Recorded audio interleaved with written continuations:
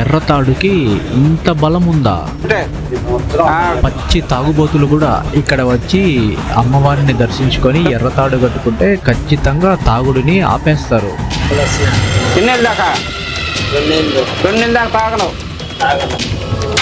ఈ మధ్యలో కానీ దాని అనుకో కాలేజ్ చేతులు పడేదో యాక్సిడెంట్ అయ్యేదో నెత్తురుకెక్కేదో అట్లా ఉంటాయి. పూజారి గారు చెప్పింది విన్నారు కదా, నెత్తురు కక్కుని మరీ చేస్తారు. అమ్మా సాక్షిగా ఎవరో కష్టం అంతాలా ఒక వర్షం దాకా కొడుకు మాట సంవత్సరం దాకా తాగను.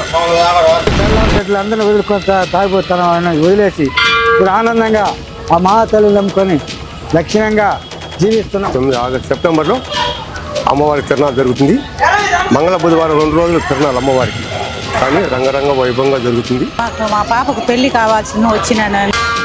జాతరకి ఇక్కడ దున్నపోతుని నరుకుతారు. ఆ అమ్మ నమ్మినోళ్ళు ఇప్పటికి ఎవరు చెడిపోవాలా.